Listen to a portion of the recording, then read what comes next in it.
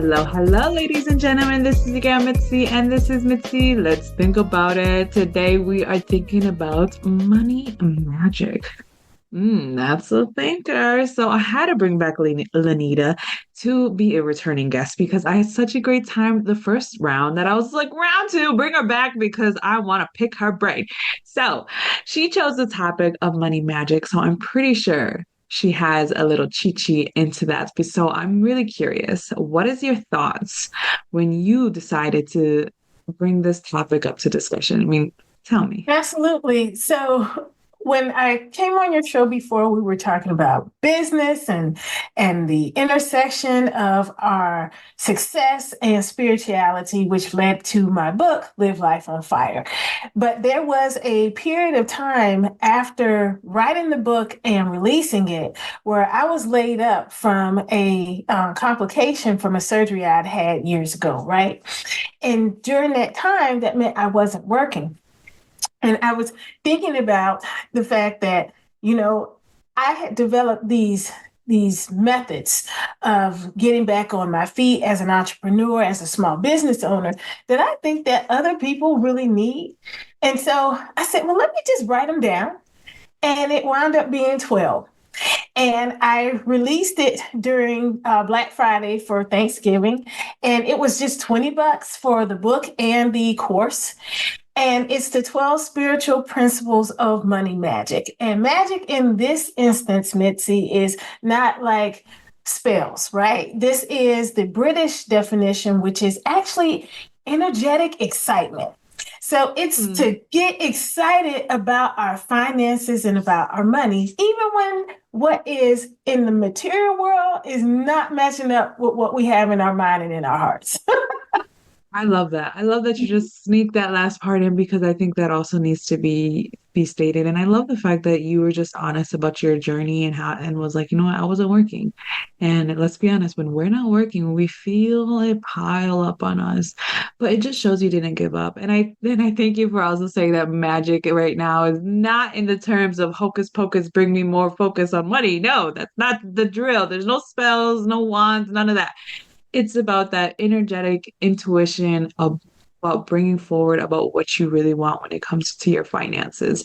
And I think that is something right now that we're all really realizing like, you know what, we need to buckle down.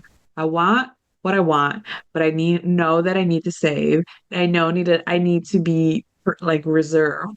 I know that I want to enjoy myself. And having those key points come into your life, sometimes it's like, ugh, it freezes people. Like they go past them and they don't move. And they're waiting for people to just pass by because it's like, how do you necessarily manage all of those balls? Because you're like juggling it all. So I'm curious. I'm pretty sure you kind of tackled that down. I mean, have you? I, it's one day at a time and one thing at a time.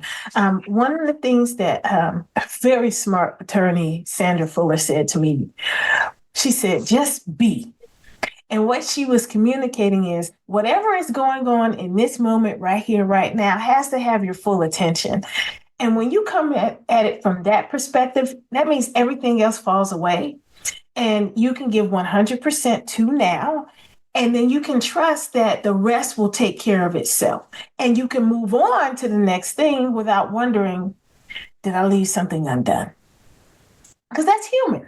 That is absolutely human. Absolutely, absolutely. And what are those 12 points? Absolutely.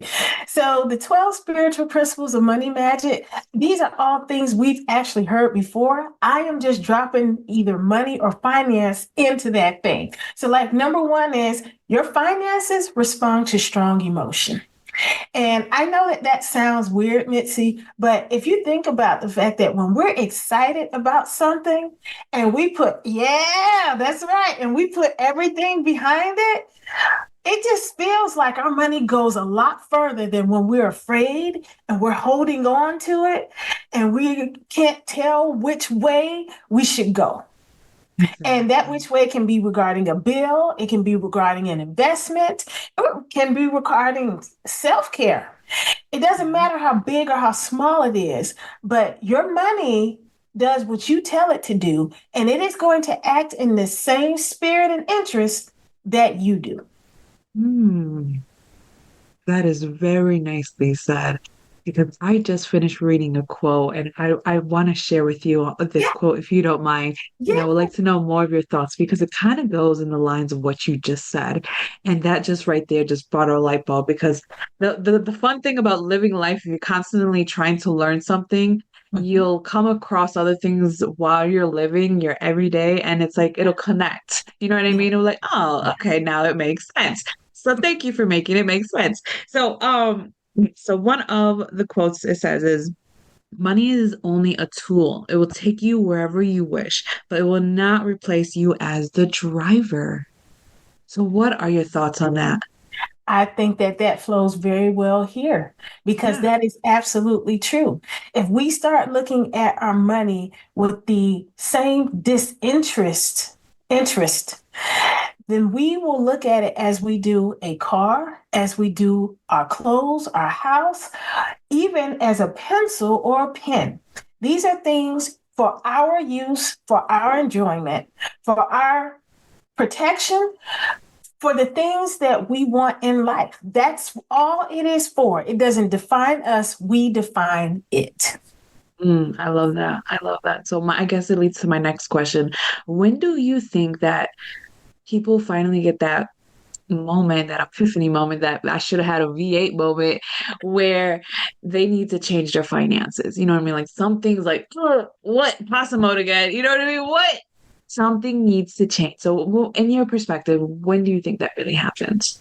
So it always comes back to love, Mitzi. And I know that that might sound a little trite, but the moments in my life where I realized that something needed to shift, and that happens throughout your life as you make more money, as the sources of your money change, right?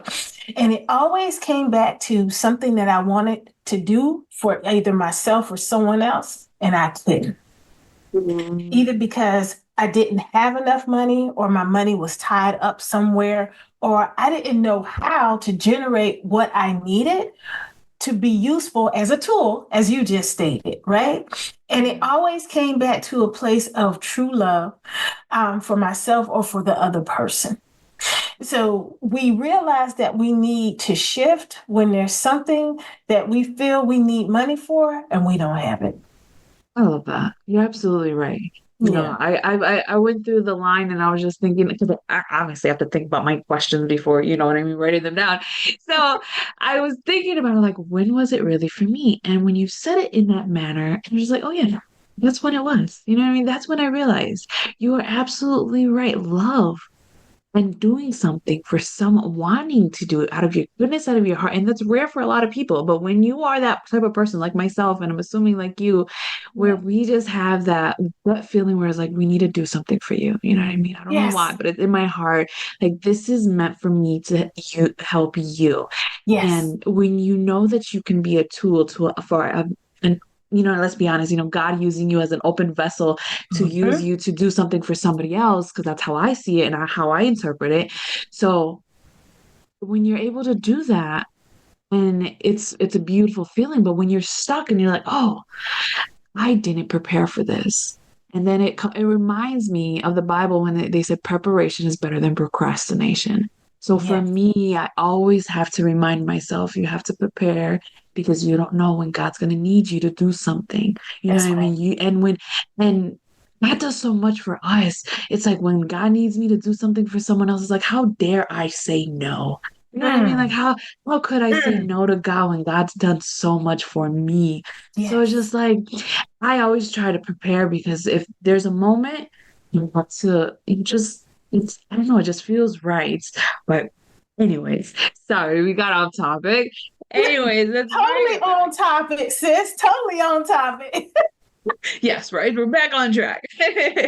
So, there was another quote that I seen that was very interesting as well. And then the fact that you brought up earlier, how your money shifts as you're growing, as you're evolving, as the years changing, as life changes, you know what I mean? Sometimes your money shifts. So I came across another quote. It says, if you don't get serious with your money, you'll never have serious money. So what Oh, I does love that that. really make you think about when you hear that? It reminds me of a quote by Reverend Ike, Frederick Iverson Carter. Really long name. He passed, I think, maybe about 15 years ago, but his messages continue to live on. And what he said, if you disregard money, money will disregard you. That's Yeah. deep. And what he meant by that is whenever we just throw our money at something without regard to whether whatever we're investing in, because that's what it is, that they are worthy of that investment, that they're going to be good stewards over it, that is a disregard for money. And there is an energy that goes with that. And then it doesn't just stay with that one send off. It kind of pervades everything else that we're trying to do. And so, whenever I have had times in my life where things just do not make sense, they're not clicking, it's not coming like it should, people are paying late, not at all. I'm having to chase folks down with it. I pause and I ask, okay, where have I not been a good steward? And almost all the time, it comes back to this disregard. When people say, I just need $5, and you just give it to them and just like go on. No, no, no. You don't go to the grocery store, throw $10 at the front door and say, give me whatever groceries that you want.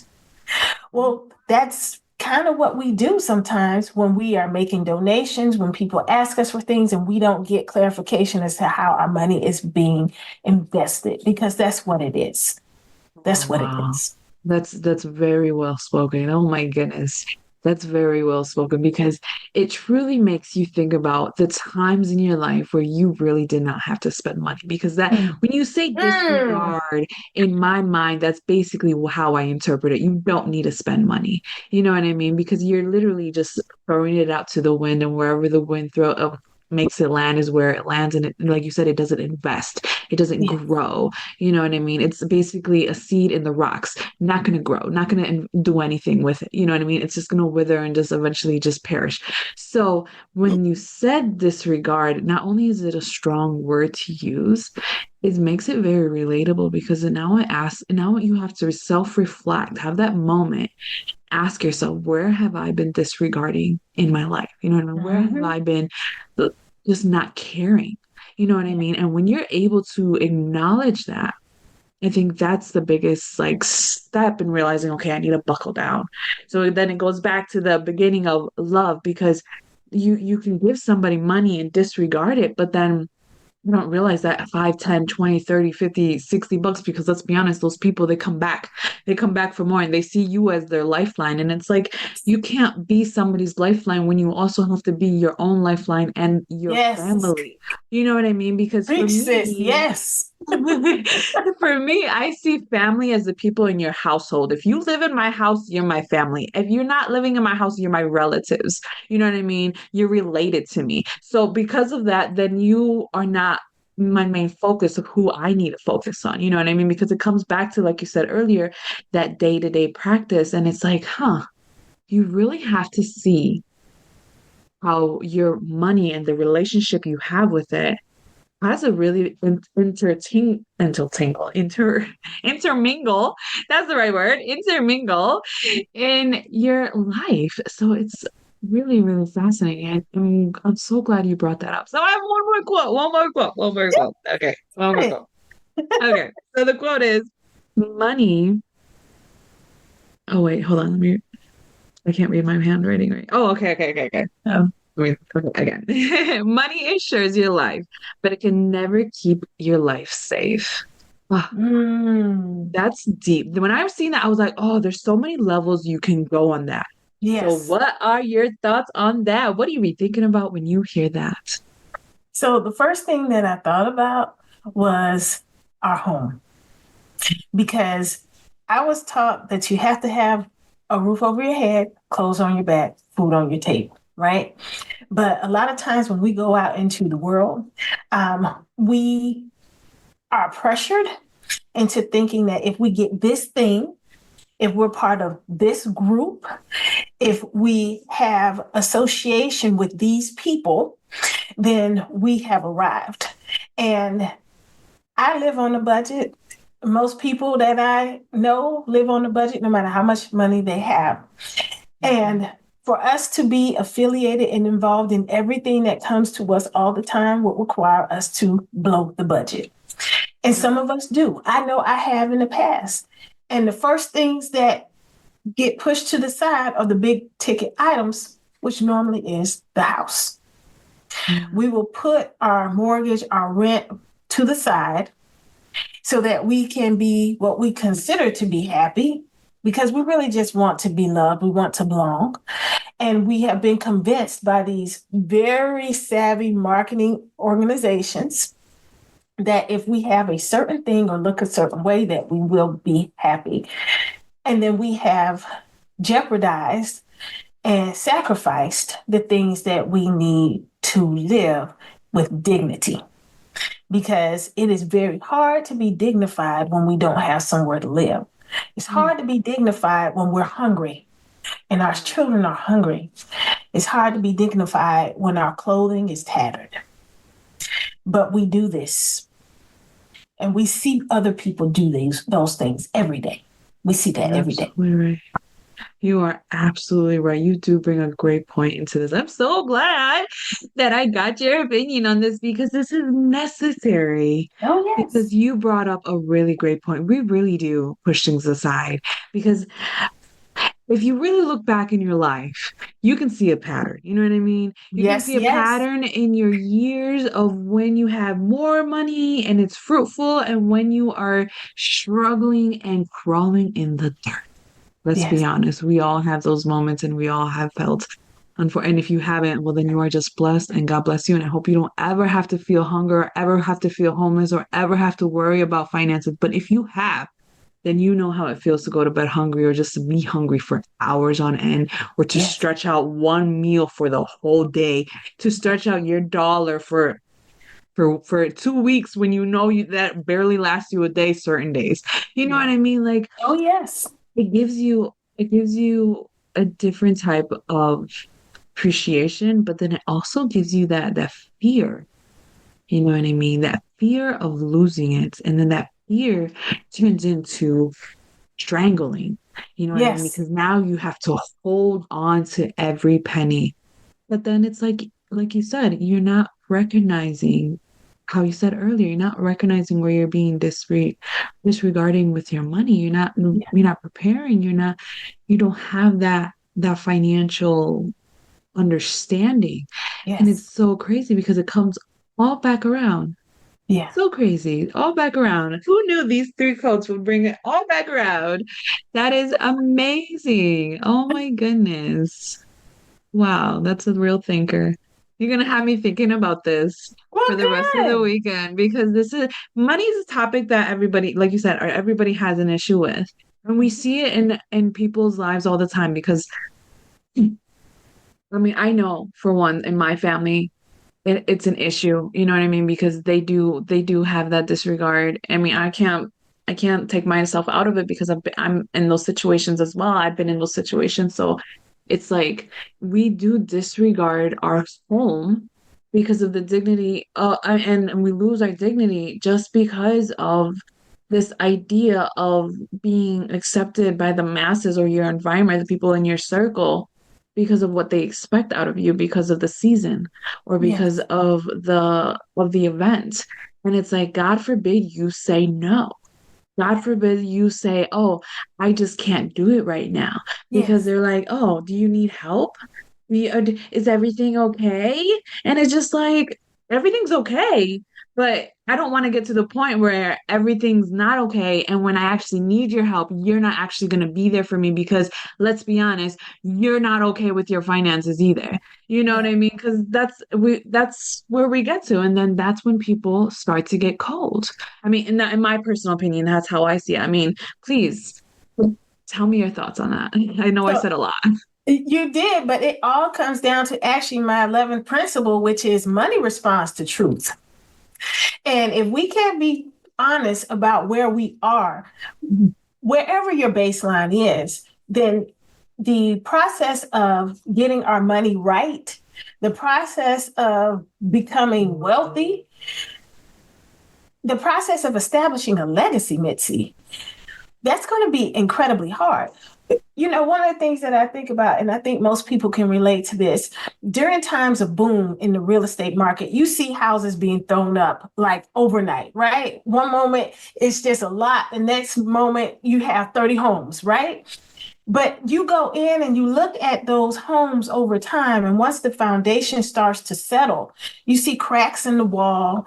You notice little things like the windows weren't set correctly. And so there's this settling that's happening because it wasn't built correctly from the beginning, from the jump, right? And our money is the same way. But the only way that that can happen is if there's truth, and truth is the foundation. So for those homes to have been built so that they last 100 and 200 years like the homes back in the day, right? Then that means that we have to be honest about what is underneath it. If the land is not level, then we have to level it out. Yeah, If the land is in a place where we shouldn't be building, we have to be honest about that too. And our yeah, money is like that. If that's what we true. have in our pocket is $5.50, then we know that maybe going to the mall right now is not the right thing to do because there's not a whole lot we can do with that. And there's not a Exactly. lot we should do with that, but go home and make it a Netflix night.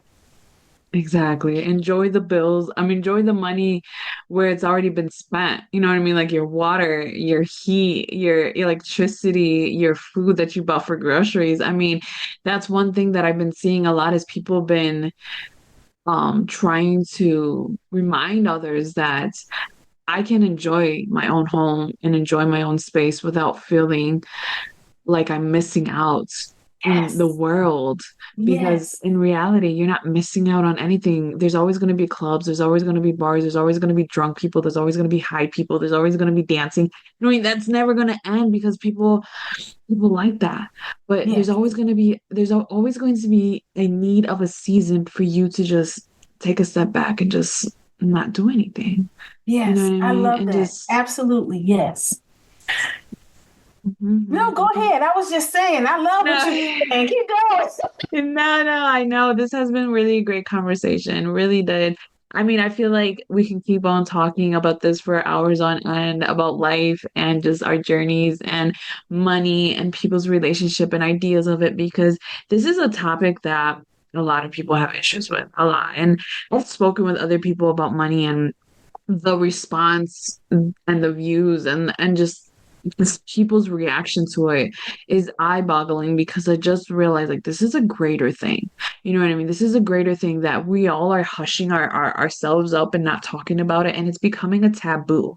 It's Yes. becoming a taboo to even discuss money with other people. Like I even feel it because I don't like it when other people know. My ins and outs of my finances, you know what I mean? Because it's one, it's none of your business, and two, I don't need you to judge me and tell me, oh, I'm living above my means, or if I'm not doing enough to provide more luxury into my life. You know what I'm saying? So it's just I like, do. no, it's we need to come to a place of understanding where we're all trying to figure it out and we're all just trying to do the best, not only for ourselves, but for the legacy that we're leaving behind. If you don't want children and that's not your legacy, your environment, your community is still your legacy. That's Your right. community will still be impacted. You know what That's I right. mean? So it's just like people can't forget that you may not leave a legacy by a child, but you leave a legacy by everything that you impacted, by your work, by your school, by your music, by your books, by your everything that was produced out of you is an investment in some shape or form, but it's like, are you going to do anything about it? I mean, that's how I think about it. I mean, real quick, what is your last words of what wisdom that you can leave us off with before time actually rounds up? Your finances, your money, they need you just like you need it. So practice being discerning about how you invest. We don't spend anymore, we invest.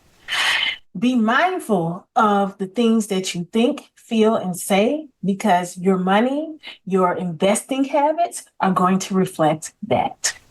Mm, mm, mm.